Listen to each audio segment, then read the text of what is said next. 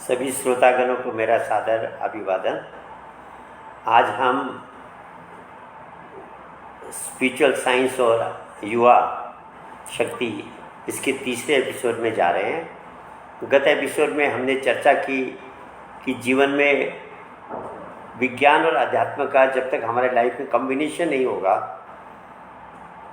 जब तक दोनों हमारे जीवन में इक्वली स्ट्रांग नहीं होंगे, तब तक हम इस जीवन को एंजॉय नहीं कर सकते हैं।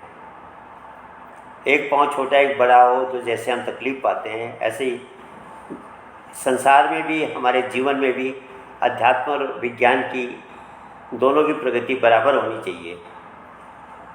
तो सज्जनों, आज इसके न होने के कारण क्या हो रहा है, हम जीवन को एंजॉय नहीं कर पा रहे हैं, लाइफ को एंजॉय नहीं कर पा रहे हैं। गत एपिसोड में हम लोगों ने बात की कि कैसे व्यक्ति आनंद की खोज में पूरा जीवन बिता देता है, उसको आनंद नहीं मिलता। यहाँ तक कि हमने वो कथा भी की कि भाई भगवान ने जितनी उम्र दी, हम इस आशा में बिताते हैं कि भाई मुझे आनंद मिलेगा, और मिलता नहीं है। और इसका मेन कारण है कि हमने जीवन में अध्यात्म को अपने जीवन में आत्मसात नहीं किया है। हम केवल भौतिक विज्ञान में रह गए, अध्यात्म विज्ञान को हमने आगे नहीं बढ़ाया अपने जीवन में। और एक बहुत बड़ी कन्फ्यूजन है हमारी सोसाइटी में, विशेषकर युवा वर्ग में, कि जीवन में अध्यात्म विज्ञान जो है, स्पिरिचुअलिटी जो है, वो बुढ़ापे में सीखने की है। अभी हम क्यों टाइम वेस्ट करें, अभी मैंने पढ़ना है, विद्याएं हासिल करनी है, भौतिक विद्याएं, मेहनत करनी है, कमाना है, परिवार का देखभाल करनी है, इसमें मैं समय लगाऊंगा, मैं अध्यात्म में अपनी टाइम क्यों वेस्ट करूं। और इस दुविधा में, इस गलत सोच के कारण क्या होता है, वह अध्यात्म को बिल्कुल इम्पोर्टेंस नहीं देता है और बाद में तकलीफ पाता है। एक बार मेरे पास इजराइल से कुछ मित्रों का फ़ोन आया, बोला यहाँ पर हमें आध्यात्मिक सत्संग की ज़रूरत है।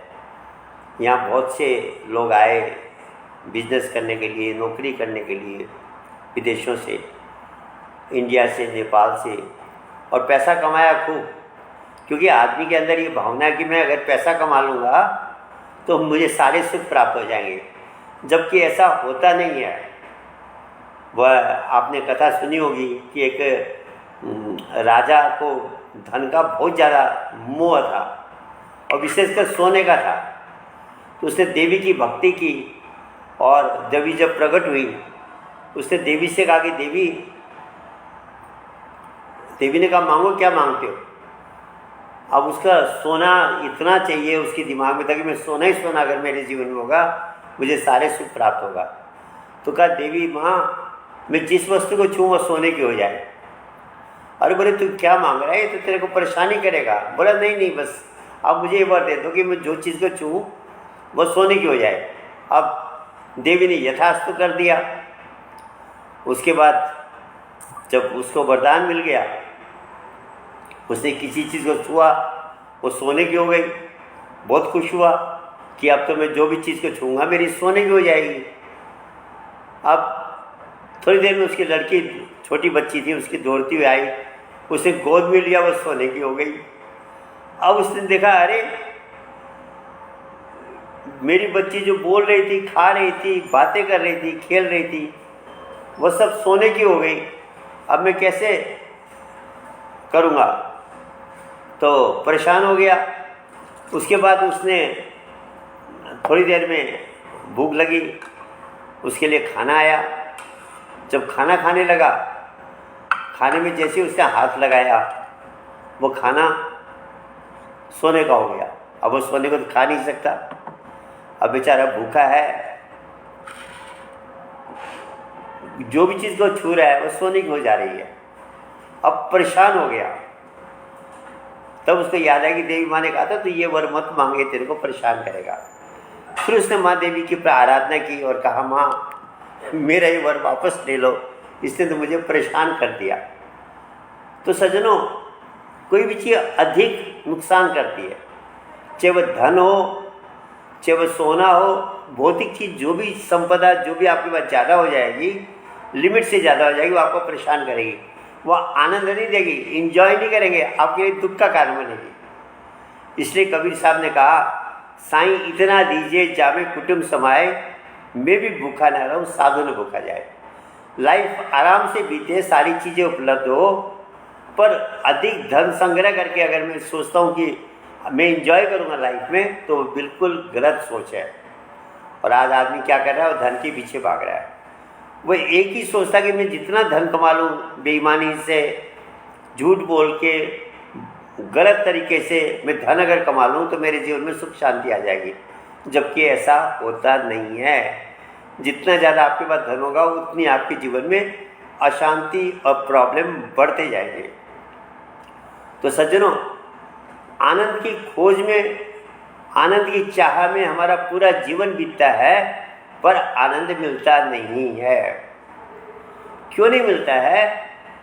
हमें सबसे पहले तो ये चाहिए समझना पड़ेगा, ये इंजॉयमेंट कौन चाह रहा है? क्या आंखें चाह रही है? क्या कान चाह रहा है? क्या हमारी नाक चाह रही है? क्या हमारे हाथ चाह रहे हैं?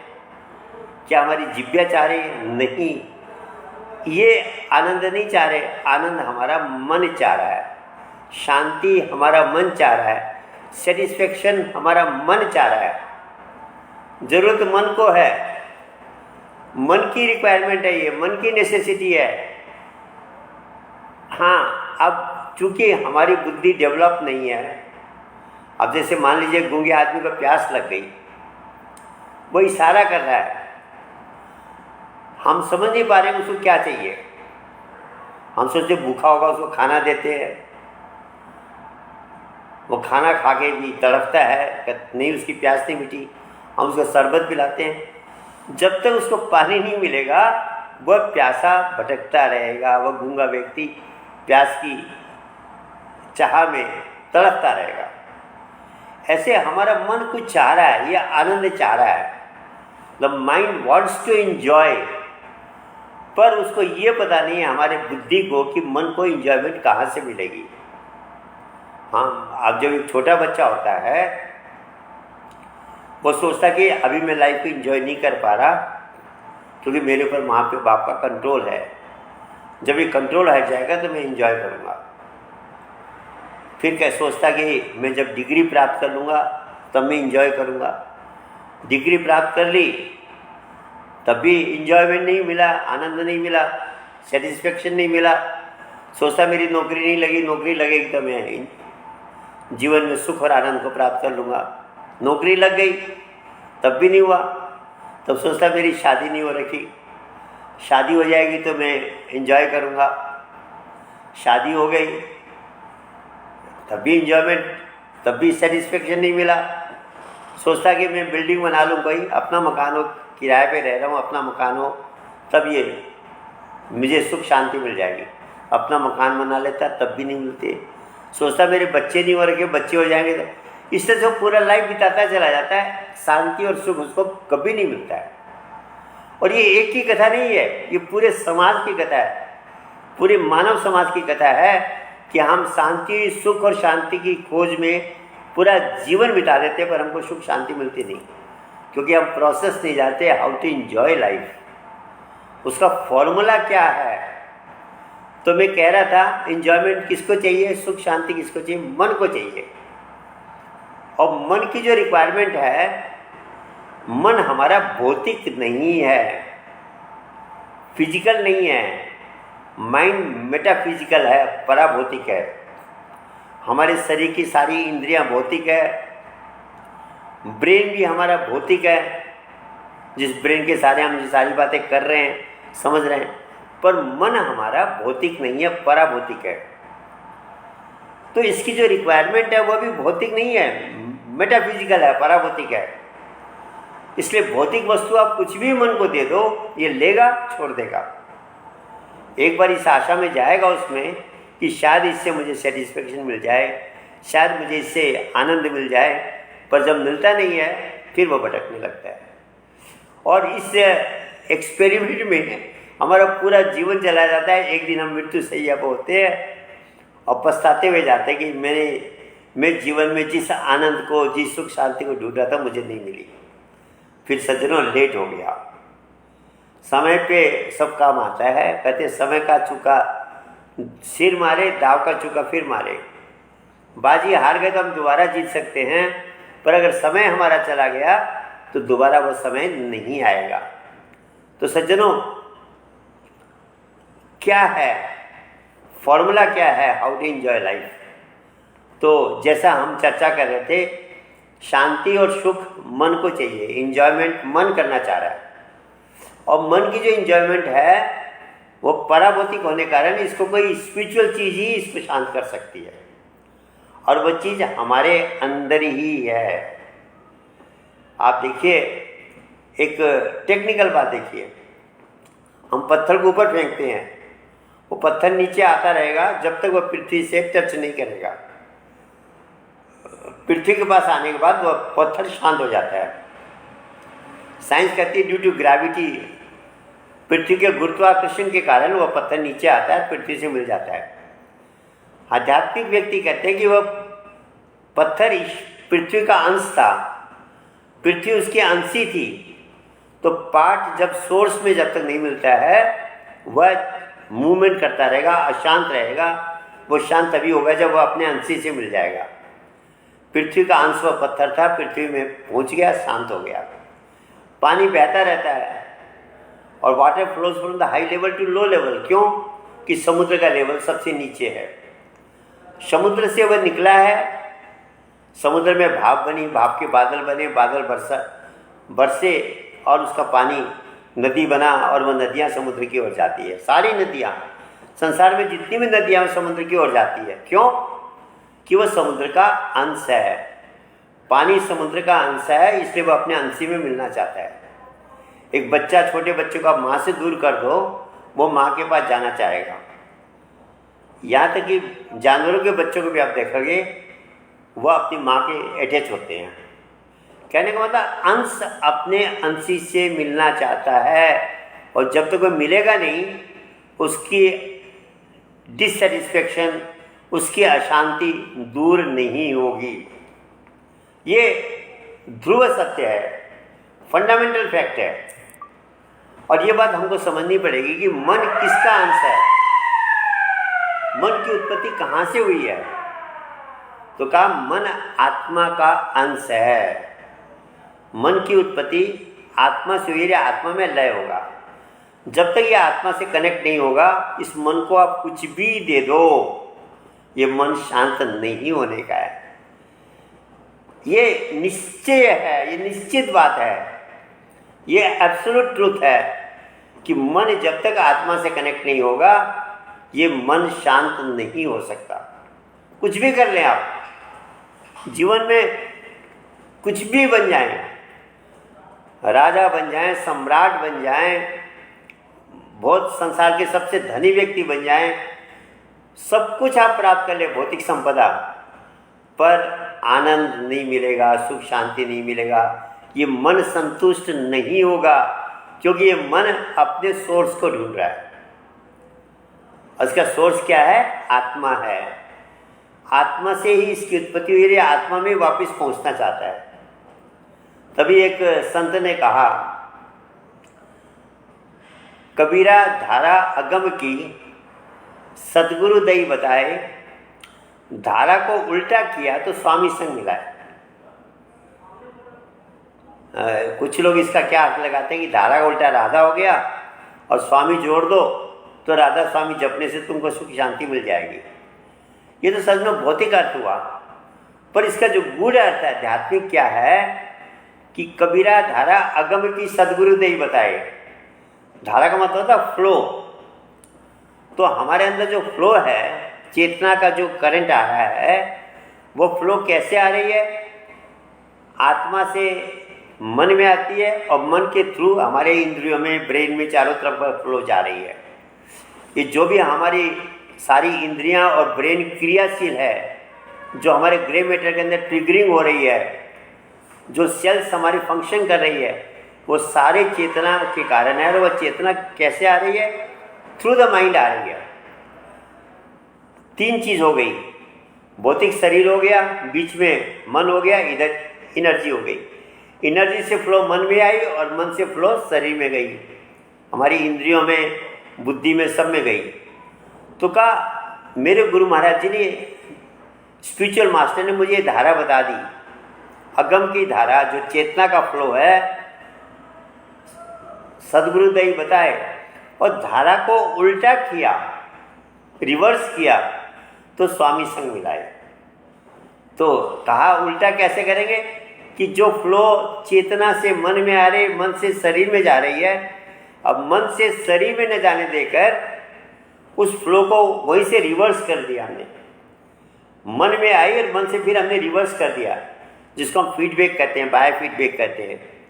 तो जब वो रिवर्स हो जाएगी, चेतना से फ्लो आई, मन में आई, मन वापस चेतना से कनेक्ट हो गया, तो कहते हैं स्वामी संग मिलाए, वहाँ परमात्मा की प्राप्ति हो जाएगी या आनंद की प्राप्ति हो जाएगी।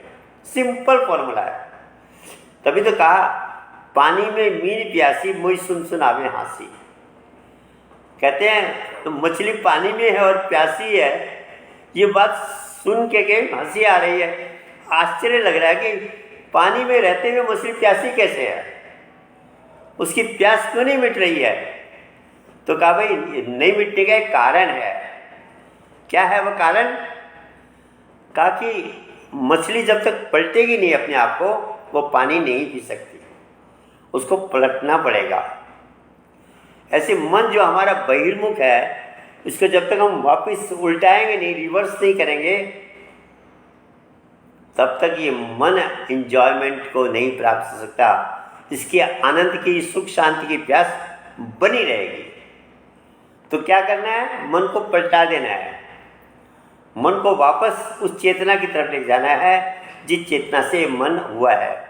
और इसी को कहा सब विद्याओं की राजा राज विद्या, क्योंकि इस शरीर का राजा ये आत्मा है। आपने कथा सुनी भी होगी, उपनिषदों की ये कथा है कि एक बार सारी इंद्रियों में झगड़ा हो गया, बहस हो गई। आँख ने कहा सबसे श्रेष्ठ मैं हूँ, कान ने कहा मैं श्रेष्ठ हूँ, जिह्वा ने कहा मैं श्रेष्ठ हूँ, बोलने वाली इंद्रियों ने कहा मैं श्रेष्ठ हूँ। सब अपनी अपनी बखान करने लगे। हाथों ने कहा हम श्रेष्ठ हैं, हमारे बिना कुछ चलेगा ही नहीं। पाँव ने कहा हम श्रेष्ठ हैं, हमारे बिना आप चल ही नहीं सकते। अब ये सारी इंद्रियां अपने अपनी बड़ाई, अपनी अपनी खूबी बखान करने लगी। अब निर्णय कैसे हो भी सब में श्रेष्ठ कौन है? तो ये हुआ डिसाइड कि एक एक साल के लिए एक एक इंद्रिय सेंस जो है शरीर को छोड़कर जाएगा। जिसके बिना शरीर नहीं चलेगा वह श्रेष्ठ है। तो पहले आँख गई, वापस आई, बोली मेरे बिना तुम लोग कैसे जीवित रहे? कहा जैसे अंधा व्यक्ति जीवित रहता है वैसे ही शरीर जीवित रहा। कान सुनने वाली शक्ति गई, बोले मेरे बिना कैसे रहे? बोले जैसे बहरा व्यक्ति रहता है। बोलने वाली शक्ति गई तो बोले जैसे गूंगा व्यक्ति जीवन बिताता है ऐसे बिताया। हाथ पांव की शक्ति गई तो बोले जैसे पंगु पुरुष, पंगु व्यक्ति जिसके हाथ पांव नहीं होते वह जीवन बिताता है ऐसे। शरीर चलता रहा। ब्रेन की कैपेसिटी गई तो कहा कि जैसे एक पागल व्यक्ति जीवन बिताता है वैसे बिताया। मन निकल के गया तो कहा कि जैसे जन्मा हुआ बच्चे का स्थिति होती है उस स्थिति में रहा, उसमें मन जीरो रहता है, मन उसमें जीरो रहता है। या आप देखिए जब योगी लोग ध्यान करके सूर्य अवस्था में पहुंचते हैं, समाधि अवस्था में पहुंचते हैं, वहाँ भी मन जीरो हो जाता है, शरीर फिर भी चालू रहता है। एक योगी तुरीय अवस्था में समाधि में बैठा हो, वो मृत नहीं होता है, वो फिर भी जीवित रहता है। तो का शरीर चलता रहा, सारी इंद्रियां अपने आप जाकर के वापस आ गई, शरीर का निर्वाह होता रहा, शरीर चलता रहा। अंत में आत्मा ने कहा भाई चलो मैं भी जाके देखती हूँ। चेतना ने कहा आप लोग तो सब हुआ है, मैं भी जाती हूँ। बोले हाँ भी हुआ हो। वो निकलने की तैयारी कर रही थी, निकली नहीं थी। आत्मा निकलने की तैयारी कर रही थी कि सारी सिस्टम फेल होने लगी, मन की चंचलता समाप्त होने लगी, ब्रेन के अंदर जो ग्रे मैटर्स की ट्रिगरिंग हो रही थी वह भी रुक गई, आंखों ने देखना छोड़ दिया, कानों ने सुनना कर दिया, जीभ चलनी बंद हो गई, हाथ पाँव वो होने लगे, निर्जीव होने लगे, सारी सिस्टम समाप्त होने लगी। तब सब ने कहा कि आप हम सब में श्रेष्ठ हो, इस शरीर के राजा आप हो, हम सब कोई नहीं है। तब सबने स्वीकार किया। तो इस शरीर के राजा भी आत्मा ही है, और इसलिए आत्मविद्या को ही राजविद्या कहा गया, जो गीता में कहा राजविद्या राजगुह्यम पवित्रम इदम उत्तमम प्रत्यक्षावगम धर्मम सुसुखम करते हैं। अर्जुन, ये जो विद्या मैं तुम्हें बता रहा हूँ ये सब विद्याओं की राजा है, अति गोपनीय है। लोग कई बार कंप्लेन करते हैं कि आप लोग वीडियो बनाते हो, बता दो नहीं ये ऐसे करना, हम कर लेंगे। सज्जनों, वह समझ नहीं पा रहे अभी भी, क्योंकि राजगुह्यम शब्द का मतलब होता है मोस्ट सेक्रेट, अति गोपनीय। और अति गोपनीय को अगर हम आजकल की भाषा में बोलें तो मेटाफिजिकल है। मेटाफिजिकल मतलब ना जिह्वा से आप उसको बोल सकते, ना कान से सुन सकते, ना आंखों से देख सकते, ना ब्रेन से उसकी एनालिसिस भी नहीं कर सकते। हाँ, भौतिक कोई भी साधन है उससे परे की चीज़ को मेटाफिजिकल कहा गया, beyond physical senses, beyond brain. वो जो तत्व है वो मेटाफिजिकल है। तो आप मुझ से कैसे बताएंगे? अगर एक पेशेंट डॉक्टर को कहेंगे भाई ऑपरेशन मेरा होना है, आप बता दो आप कैसे ऑपरेशन करोगे, मुझे वीडियो से करके बता दो। सज्जनों, वीडियो से ऑपरेशन हो जाएगा? कभी नहीं होगा। ऑपरेशन तो प्रैक्टिकली ऑपरेशन थिएटर में होगा। ऐसे वो जो आत्मविद्या की साधना है उसको अगर हम सीखना भी चाहेंगे प्रैक्टिकल, तो प्रैक्टिकल सीखना पड़ेगा, वीडियो से बात नहीं बनेगी। और लोग कहते हैं वीडियो से आप बता दो। जो बात भाषा से परे है, ब्रेन से परे है, उसको आप वीडियो से कैसे बताएंगे? वीडियो में तो सुनाने वाले का भी ब्रेन यूज हो रहा है, सुनने वाले का भी ब्रेन यूज हो रहा है, और जो बियॉन्ड द ब्रेन है उसको हम कैसे सुन लेंगे? तो वह जो विद्या है आत्मविद्या, उसमें आत्मा में जब ये मन जुड़ेगा तब ये मन परमानेंट शांति को प्राप्त करेगा। एनर्जी में जब कनेक्ट होगा ये मन परमानेंट शांति को प्राप्त करेगा। और आप कुछ भी करके अपनी टाइम वेस्ट कर रहे हो और एक दिन पछताना पड़ता है, फिर तब याद आता है कि मैंने सुना तो था पर मैंने गौर नहीं किया। और इस एपिसोड, इस श्रृंखला का, सीरीज का नाम हम लोगों ने क्यों रखा है यूथ एंड स्पिरिचुअल साइंस? क्योंकि आज का जो यूथ है वो भटका हुआ है, वो ढूंढ रहा है कि मैं कैसे एंजॉय करूं। टीवी में, वीडियोस में देखता है सारे संसार को, भौतिक चीज़ें भी देखता है, वो भी सारी तो किसी के पास होती नहीं है। और कई बार ये सोचता है कि ये सब चीज़ें मुझे प्राप्त हो जाएगी तो शायद मुझे शांति मिल जाएगी। पढ़ाई करता है, नौकरी करता है, बड़े से बड़े प्रमोशंस लेता है, 1 लाख की जगह 10-10, 20-20 लाख की नौकरी उसको मिलने लग जाती है, पर लाइफ फिर भी इंजॉय नहीं कर पाता है। तो मुझे एक व्यक्ति कह रहा था इजराइल में, बोला जी यहाँ लोग बहुत आए, पैसा कमाया, जब खूब पैसा कमाने के बाद भी सुख शांति नहीं मिली तो होटलों में जाने लगे, वो भी नहीं मिली, शराब पीने लगे, जो भी भौतिक इंजॉयमेंट के साधन से सब करके देखा उन्होंने। और जब तब भी सेटिस्फेक्शन नहीं हुआ, तब भी सुख शांति नहीं मिली, बड़े कितनों ने यहाँ सुसाइड कर लिया। इसलिए अब हम आध्यात्मिका की चर्चा, अध्यात्म का प्रचार यहाँ करना चाह रहे हैं इजराइल में, जिससे कि जो विदेश से जो लोग आए हुए हैं उनका जीवन ऐसे बर्बाद नहीं हो। आप बहुत सी घटनाएं देखते हैं सुसाइड की। क्यों होती है सुसाइड? क्योंकि व्यक्ति जब उस सुख शांति को नहीं प्राप्त कर पाता है तो फ्रस्ट्रेशन के कारण वह अपने जीवन को खो बैठता है। पर सज्जनों, वह भी अच्छी बात नहीं, उससे और बुरा होता है। तो जीवन में अगर हम लाइफ को एंजॉय करना चाहते हैं तो सज्जनों 2 रास्ते नहीं है, एक ही रास्ता है।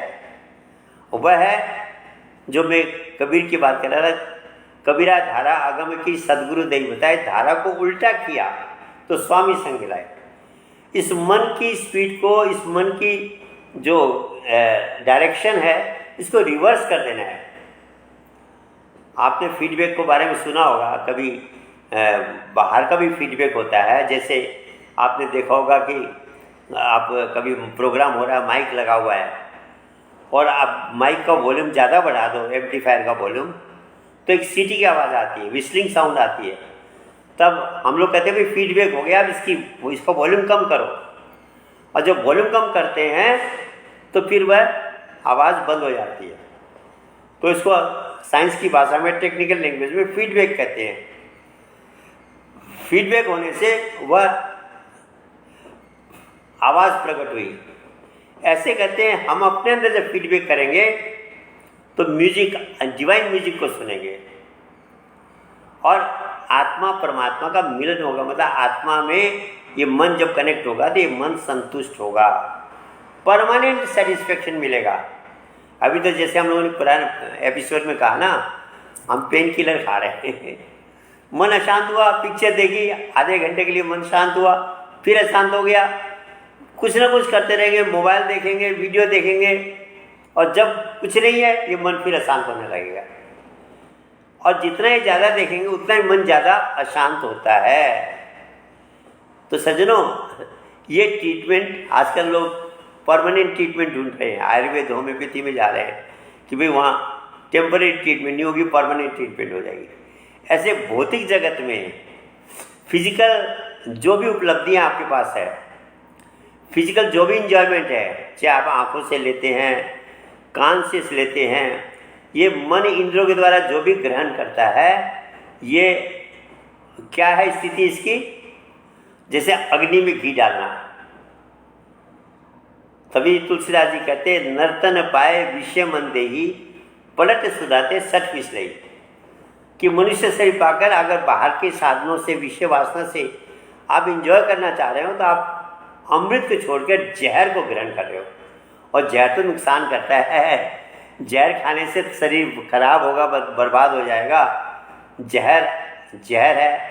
अमृत को छोड़ के कहते तुम जहर ग्रहण कर रहे हो। क्यों कहा? कि विषय वासना कैसी है, आप अग्नि जल रही है, उसमें आपने घी डाल दिया तो क्या अग्नि बुझ जाएगी? बुझ जानी चाहिए। आपने घी डाला, आप कहो जी कैसी बात कर रहे हो, घी डालने से तो और ज़्यादा प्रबल होगी वो अग्नि, क्योंकि आपने उसमें घी डाला, घी डालने से प्रबल होती है। विषय वासना जो आपके अंदर डिजायर्स है, खाने की, देखने की, स्पर्श की, जो भी आपके अंदर डिजायर्स है, आप जब उसको मन को उसमें लगा के पूरा करोगे, उस विषय वासना को ग्रहण करोगे, वह आपके अंदर डबल होती जाएगी। वो डिजायर कंप्लीशन नहीं होता है। जैसे आप पानी पीते हो, फिर प्यास लगती है, फिर पानी पीते हो, खाना खाते हो, फिर भूख लगती है, फिर खाना खाते हो। ऐसे इंद्रियों के जो भी भोग है, संसार में जो भी विषय वासनाओं के एंजॉयमेंट है, आप उसको करोगे, आपको टेम्परेरी उससे सेटिस्फाई किया, उसके बाद फिर उसकी डिज़ायर बढ़ेगी। जितनी बार ज़्यादा करोगे उतनी बार उसकी डिज़ायर बढ़ती चली जाएगी, और एक दिन तो ऐसी लिमिट आ जाएगी, ऐसी स्थिति आ जाएगी, उसके बिना आप रह नहीं सकते। तभी तो विवेकानंद ने कहा कि मन को लगाने से पहले ध्यान से देख लो भैया, सावधान हो जाओ। मन को तुम जो भी विषय वासना की आदत डालोगे, ये बाद में इतनी परिपक्व हो जाएगी कि मन उसके बिना रहेगा ही। चाहे उससे कितना भी नुकसान हो रहा हो, बर्बाद हो रहा हो, पर वो करेगा। वो कहते हैं when you sow a deed you reap a habit, when you sow a habit you reap the character, and when you sow the character you reap the destiny. कोई भी काम, कोई भी आदत, देखने की, सुनने की, भोग करने की, जो भी आदत आपने डाली, वह करते करते आपकी वह आदत बन जाएगी। बार बार उस काम को करोगे, वह आपके अंदर हैबिट बन जाएगी। और कहते हैं उस आदत को जब आप दोहराते रहोगे, वह आपका नेचर बन जाएगा, आपका स्वभाव बन जाएगा, आपका कैरेक्टर बन जाएगा।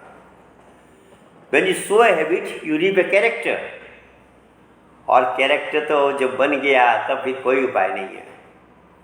ब्रेन कहेगा मत करो, बुद्धि मस्तिष्क कहेगा इस काम को मत करो, इससे नुकसान हो रहा है, मन जबरदस्ती कराएगा। और ये आप अपने जीवन में आपने देख रखा होगा। ये तो ध्रुव सत्य है, सबके लिए ये ट्रुथ है कि अगर आपने मन को किसी चीज़ की आदत ज़्यादा डाल दी और वो आपका नेचर बन गया, तो फिर वह करेगा ही करेगा, क्योंकि उसी से वो इंजॉयमेंट, उसका टेम्परेरी इंजॉयमेंट मिलेगा, और वह टेम्परेरी इंजॉयमेंट के बिना रह ही नहीं सकता। ड्रग खाने वाले देखो, सिगरेट पीने वाले देखो, शराब पीने वाले देखो, कुकर्म करने वाले देखो, वो फिर उसके बिना रह नहीं सकते। दिन भर जाते मैं यही करता रहूँ, और क्या होता है, शरीर की सिस्टम ऐसी है कि आप करते करते एक दिन आपके शरीर की आदत हो जाएगी, आप करना चाहो तो भी शरीर कर नहीं सकता। शराब पीते पीते लीवर डैमेज हो गई, फिर शराब पियोगे तो मर जाओगे। सिगरेट पीते पीते लंग्स डैमेज हो गई, ज़्यादा और पियोगे तो जीवन समाप्त हो जाएगा। ये जितनी भी आदतें हैं विषय भोगों की, जिसको भी आप एक्सेस करोगे वो आपको बर्बाद कर देगी। और तब फिर आदमी खाते खाते भी जब ज़्यादा वेराइटीज़ खाता है, धीरे धीरे शरीर ऐसा हो जाता है। बहुत से लोग आपने देखा होगा, बहुत पैसा है और सिंपल खाना खा रहे हैं, कहते जी हजम नहीं होता, इससे गैस बनती है, इससे मेरे को ये डायबिटीज़ हो जाती है, इससे मेरा बीपी बढ़ जाता है। ये सब क्यों हुआ कि हम पहले स्वाद के पीछे पड़े, हमने पहले केयरलेसनेस की। केयरलेसनेस के कारण यह आज स्थिति आ गई हमारी। तो कहा कोई भी विषय भोगों में अगर आपने मन को ज़्यादा लगाया, मन की वह नेचर बन गई, तो आपके जीवन को बर्बाद कर देगी। तो सज्जनों, इसलिए सबसे ज़रूरी है कि अगर हम आनंद को पाना चाहते हैं तो मन को वापस एनर्जी की तरफ ले जाना पड़ेगा। और उससे पहले एक बात हमको समझनी पड़ेगी, ये हमको जो क्लियर हो गया कि इंजॉयमेंट मन चाहता है, शरीर नहीं चाहता है। इंजॉयमेंट की जो चाह है, the desire to enjoy is within the mind, जिसको हम मन कहते हैं। तो मन चाह रहा है इंजॉयमेंट को, और मन को इंजॉयमेंट देने से पहले हमको ये भी समझना पड़ेगा मन क्या है, इस शरीर में इसका रोल क्या है। सज्जनों, कितनी आश्चर्य बात है, आपके हाथ में गाड़ी हो, आपके पास एक गाड़ी हो, और गाड़ी के किसी कल पुर्जे के बारे में कुछ भी नहीं जानते हो, तो आप गाड़ी को संभाल नहीं पाएंगे। जो अच्छा ड्राइवर होता है वह एक एक चीज़ को जानता है, स्टीयरिंग के बारे में, गियर बॉक्स के बारे में, ब्रेक के बारे में, क्लच के बारे में, हर चीज़ की पूरी जानकारी होती है उसको, तभी वो गाड़ी को ठीक से उसकी मेंटेनेंस कर पाता है। तो इस शरीर में साइंस ने भौतिक जानकारियाँ तो दे दी कि ब्लड का फंक्शन क्या है, हार्ट का फंक्शन क्या है, किडनी का फंक्शन क्या है, लंग्स का फंक्शन क्या है, ये सब तो साइंस ने बता दिया। पर ब्रेन का फंक्शन भी बता दिया कुछ हद तक। ब्रेन को भी पूरी तरह साइंस अभी नहीं समझ पाई है। और मन क्या है, मन का फंक्शन क्या है, मन का रोल क्या है, ये तो साइंस अभी तक जानती भी नहीं है। अभी भी मन उनके लिए एक पहेली बना हुआ है, एक मिस्ट्री बना हुआ है। डेफिनेशन भी देते तो ऐसे ही काम चलाओ डेफिनेशन दे रहे हैं, मन को समझ ही नहीं पाई है विज्ञान। और मन को समझना सबसे ज़्यादा जरूरी है। कहा मन के हारे हार है, मन के जीते जीत, कहे कबीर हारी पाइए मनी के प्रति। मन से हार गए, जीवन की बाजी हार गए, मन को जीत गए। तो जीतने से पहले तो आप देखिए क्रिकेट के गेम होते हैं, तो जो विपक्षी टीम होती है वह हर प्लेयर को स्टडी करती है, वह हर प्लेयर को स्टडी करती है कि ये जो प्लेयर है इसको हम कैसे आउट करें, पूरा स्टडी करती है, तब उस पर अटैक करती है। ऐसे मन को वश में करने के लिए भी, मन पे विजय प्राप्त करने के लिए पहले हमको स्टडी करना पड़ेगा। मन क्या है, कैसे फंक्शन कर रहा है, इसका क्या रोल है, इसके बारे में पूरी जानकारी हासिल करनी पड़ेगी। सो व्हाट इज माइंड, मन क्या है, इस बात को हमको टोटल अच्छी तरह इसकी जानकारी लेनी पड़ेगी। और ये अध्यात्म के द्वारा स्पिरिचुअल साइंस ही सिखाती है। इसलिए मेरा विशेषकर युवा लोगों से अनुरोध है, ये क्योंकि ये शरीर यूथ के लिए है, वैसे सबके लिए है पर स्पेशली फॉर द यूथ है। आपकी उम्र जो 15 से 20 साल की जो उम्र होती है वह क्रिटिकल एज है। उस एज में अगर आपने स्पिरिचुअल साइंस को सीख लिया और प्रैक्टिस कर लिया, मैं आपको गारंटी करता हूँ आपको पूरा लाइफ इंजॉइंग बनेगा, पूरा लाइफ। जीवन में प्रॉब्लम्स आएंगी, प्रॉब्लम तो भगवान राम और कृष्ण के जीवन में भी आई, महापुरुषों के जीवन में आई, पर वो प्रॉब्लम आपको अशांति नहीं देंगे।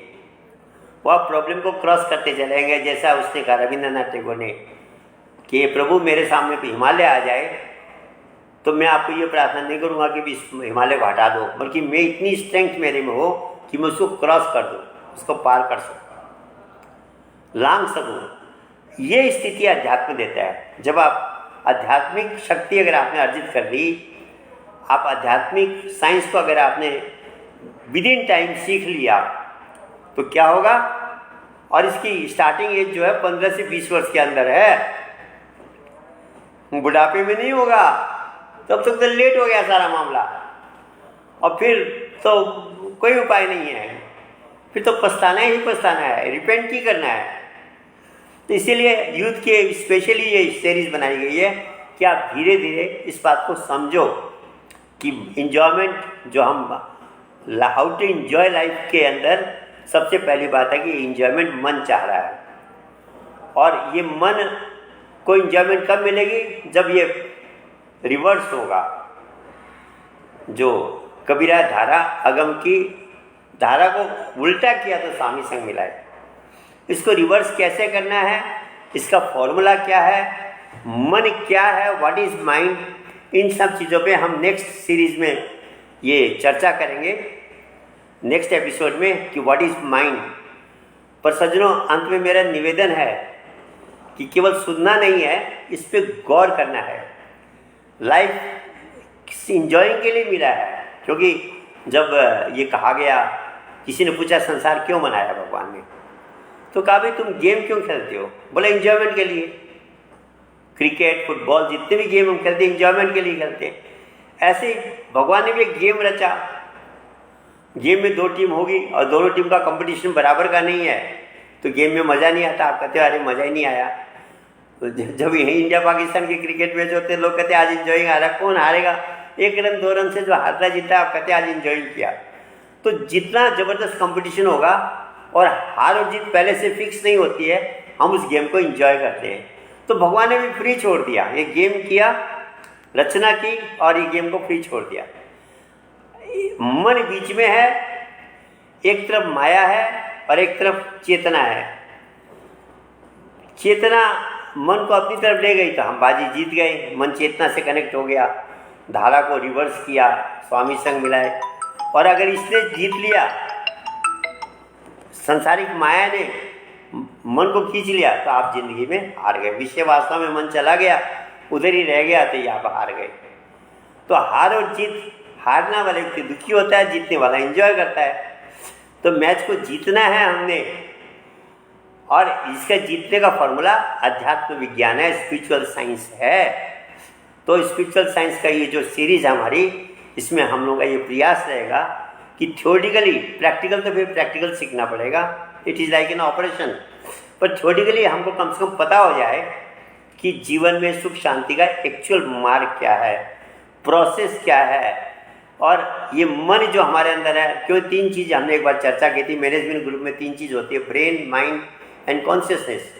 मन, मस्तिष्क और चेतना, ये तीनों के बारे में हमको पूरी जानकारी लेनी पड़ेगी। ब्रेन का फंक्शन क्या है, मन का फंक्शन क्या है, चेतना का फंक्शन क्या है।